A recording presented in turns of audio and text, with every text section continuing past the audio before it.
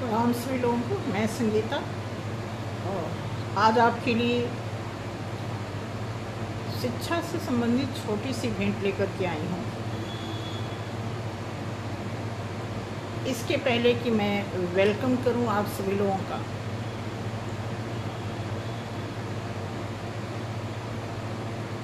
ये मैं बताना चाहूँगी कि कल किसी खास वजह से मैं वीडियो नहीं डाल पाई। हालांकि बहुत ज़बरदस्त प्लानिंग थी कि मैं कोई गैप नहीं करूँगी। एक मतलब निरंतर मुझे वीडियो, भले ही कोई और वीडियो गैप हो जाए, लेकिन एजुकेशन वाला जो मैंने शुरू किया है इसको मैं बिल्कुल भी गैप नहीं करना चाहती। चलिए, जो भी है सरकमस्टांसेस तो आते ही हैं। बताना ये चाहूँगी कि भारत में, और जो भी मैं बता रही हूँ मैक्सिमम लोगों को पता भी है, लेकिन कुछ गांव के कुछ पिछड़े हुए लोगों को, बच्चों को, परिवार को नहीं पता ये बात। हमारे भारत में बहुत ही देखा जाए तो बहुत ही प्रगतिशील व्यवस्था भी चल रही है, और एक भारत जो है एक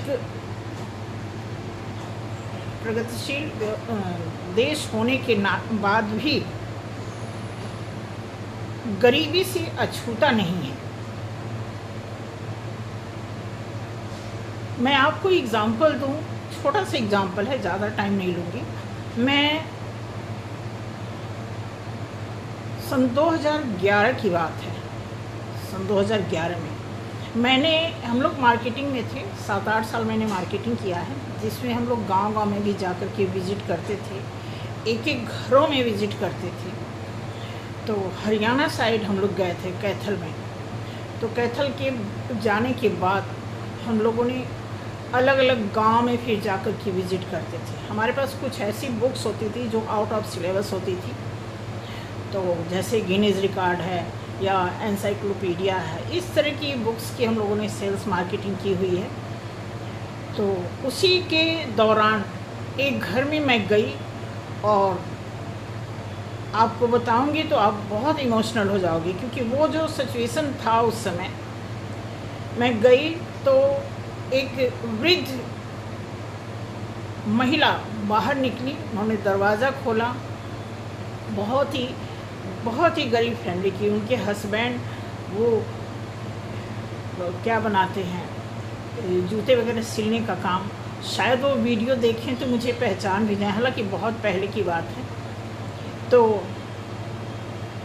वो ये काम करते, उनकी वाइफ हाउस वाइफ, और उनके 6 बच्चे, जिसमें से 4 बेटी के बाद उन्हें 2 बेटा हुआ। तो जिस दिन मैं उनके घर गई, बड़ा बेटा उनका 9th में और छोटा बेटा उनका 6th क्लास में था, 6ठी कक्षा का विद्यार्थी था। तो सभी बेटियों की तो शादी हो गई, क्योंकि बेटी का इंतज़ार करते करते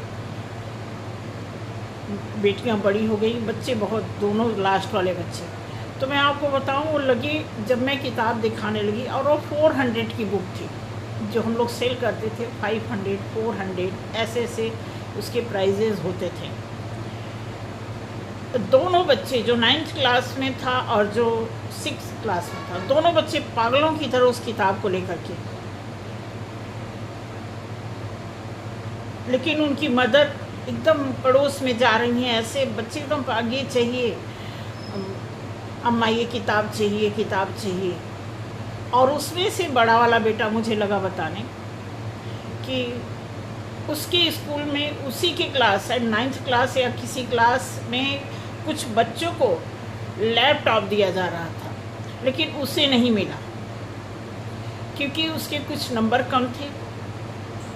तो ये सारी बात तो लगा बता कर कि बड़ा मुझे बहुत तकलीफ़ हुआ। हालांकि जो मैंने उसको किताब दिया, उसके लिए भी उसके पास पूरे पैसे नहीं थे। उसकी माँ दौड़ के जाती, फिर बेटा दौड़ के जाता, बगल से 2-3-4 जगह इधर उधर दौड़ के अरेंज करते करते वो 400 की बुक थी, और उन्होंने मुझे 370 रुपये दिए। बट मैंने उनको 400 रुपये की रसीद काटी, 300 रुपये मैंने अपनी तरफ से मिला करके ऑफिस में जमा किया। बट मैं आपको बताऊं कि जब वो किताब दे करके मैं बाहर निकली तो थोड़ी देर के लिए मेरा काम करने का मन नहीं किया, ऐसा हो गया। तो मैं यही बता रही हूँ कि अगर आप एक एक लोगों को, कहते हैं ना घर घर, कहते हैं जनगणना किसको कहते हैं, अगर आप जन जन से मिलेंगे और घर घर विजिट करेंगे तो आपको घर घर की असलियत का पता चलेगा। उस असलियत में शिक्षा व्यवस्था एक ऐसी व्यवस्था है जो कईयों को तोड़ करके रख देती।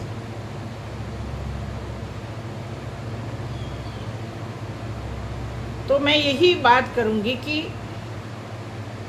शिक्षा को लेकर के अगर हमारे भारत में मतलब एक अपेक्षित सुधार होना चाहिए। मेरा मानना ये है, मेरी इच्छा ये है कि कोई भी ऐसा गरीब बच्चा जो पढ़ना चाहता है उसके लिए ऐसी व्यवस्था होनी चाहिए कि वो बाद में अपनी किस्मत को ना कोसे, हाँ अपनी लाइफ को ना कोसे, ऐसा होना चाहिए। क्योंकि जब पढ़ाई का टाइम निकल जाता है फिर जितना मर्जी आप पढ़ लीजिए वो बात नहीं रहती है। क्योंकि एज के हिसाब से जो पढ़ाई की जो पैटर्न होते हैं, जो एज होती है, जो माइंड होता है और जो एक्साइटमेंट होती है वो अलग ही है। तो इस तरह के कुछ मिले जुले कहानियाँ मेरे साथ हैं। तो मैं चाहूँगी इसी एक्सपीरियंस के साथ मैं सभी लोगों को यही कहना चाहूँगी कि अगर किसी के साथ कुछ ऐसा है तो नहीं होना चाहिए। और मैं आने वाले टाइम में हिंदी विषय को लेकर के मैं हिंदी में ही जो कुछ आपको बता सकूँगी बताऊँगी। हिंदी के कैसे कैसे टाइप्स होते हैं, हिंदी में आप कैसे अपने आप को इम्प्रूव कर सकते हैं। हिंदी ही पैटर्न है क्योंकि मैं हिंदी सब्जेक्ट से ही पढ़ाई की हूँ और हिंदी ऐसे भी मुझे बहुत पसंद है। हिंदी बोलने में मैं कंफर्टेबल भी होती हूँ। रही बात और भी सब्जेक्ट की जानकारी है, लेकिन हिंदी में जो मैं बता पाने में, समझा पाने में जितना मैं जानती हूँ, मुझे लगता है कि मैं कुछ बता करके किसी को मतलब किसी का हौसला बढ़ा सकती हूँ।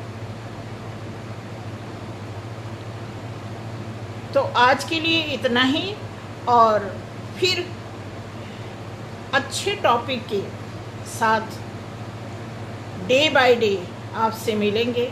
फ़िलहाल के लिए यही है कि आज हमारे देश में अगर कोई बच्चा अशिक्षित रह गया तो समझ लीजिए कि वो अधूरा रह गया। तो ऐसा अधूरापन नहीं होना चाहिए हमारे देश में। आप देखोगे कि अभी हम न्यूज़ सुन रहे हैं, देख रहे हैं, पढ़ रहे हैं, न्यूज़ में पेपर में भी पढ़ रहे हैं। जो सोशल मीडिया के प्लेटफॉर्म हैं, चाहे यूट्यूब की बात करें, गूगल करें, चैट जीपीटी है, या फिर आप देखते हैं कि एआई के बारे में या गूगल के बारे में, जो भी ये सारे जो प्लेटफॉर्म हैं ये हमारे इंडिया के माध्यम से अब डेवलप हो रहे हैं। तो इसकी वजह भी हमारे इंडिया की शिक्षा व्यवस्था ही है। लेकिन अगर दूसरे पहलू को देखेंगे तो वहाँ पे अगर कुछ बच्चे पढ़ाई से बेखबर हो गए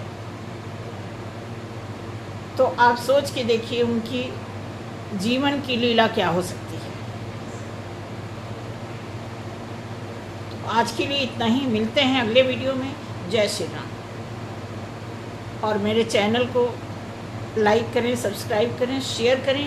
पूरा वीडियो देखने के बाद अगर आपको जचता है, अच्छा लगता है, या आपको लगता है कि आगे मुझे ये चीज़ बढ़ाना चाहिए, तो आप भी मेरा हौसला बढ़ाने में साथ दे सकते हैं। Thank you so much.